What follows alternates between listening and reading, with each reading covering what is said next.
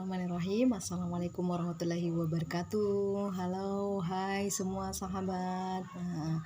Apa kabar semuanya? Mudah-mudahan saya jumpai dalam keadaan sehat walafiat dan tak kurang suatu apapun tentunya.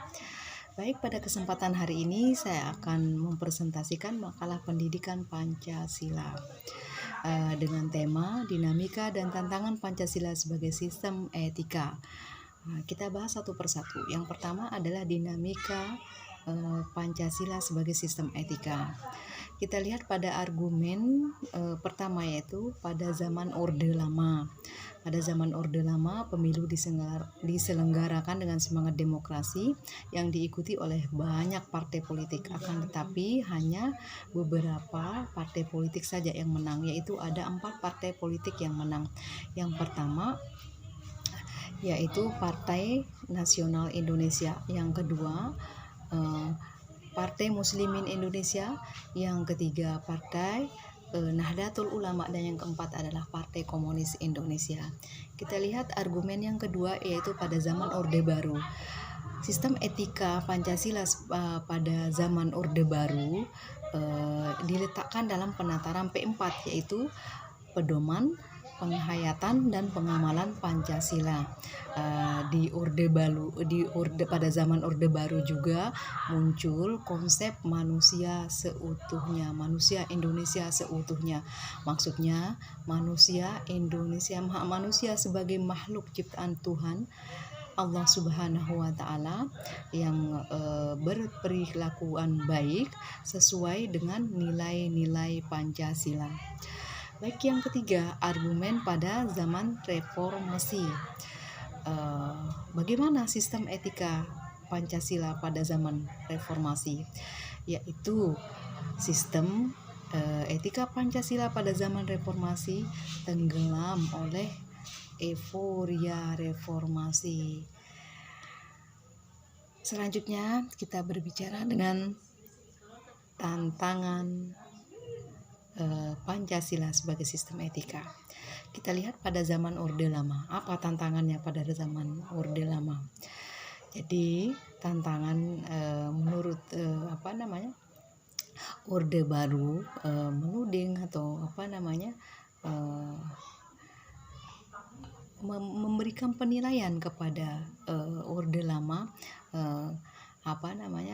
sistem pemerintahannya dinilai otoriter dilihat dari penyelenggaraan kepemerintahan yang menerapkan sistem demokrasi terpimpin.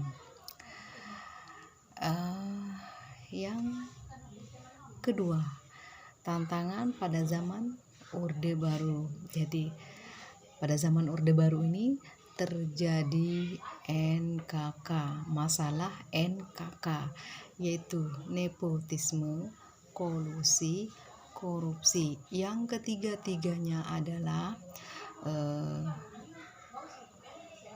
pihak perbuatan penyelenggara negara yang secara melawan hukum demi kepentingan pribadi, demi kepentingan kroni-kroninya di atas kepentingan masyarakat, bangsa dan negara, dan tentunya itu sangat-sangat bertentangan dengan seluruh sila Pancasila.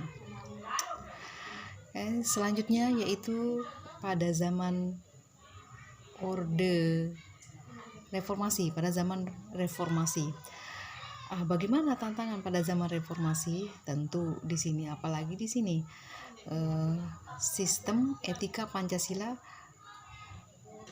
tenggelam dalam euforia kebebasan gitu. Jadinya cenderung melupakan moral-moral yang terkandung dalam nilai-nilai Pancasila. Contohnya pada saat melaksanakan pemilu, maka mereka atas dasar atas nama kebebasan, mereka bertindak anarkis, memaksakan kehendak kepada orang lain untuk memaksa istilahnya biar memilih sesuai dengan keinginannya dia.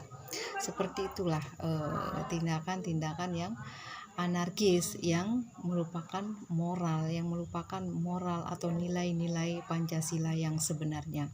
Akan tetapi seiring berjalannya waktu disadari bahwa tanpa Pancasila, tanpa nilai-nilai Pancasila, penerapan Pancasila di dalam suatu sistem pemerintahan itu tidak akan pernah berjalan, akan mati, dan manusia akan merupakan moral-moral yang tidak sesuai dengan nilai-nilai Pancasila pastinya.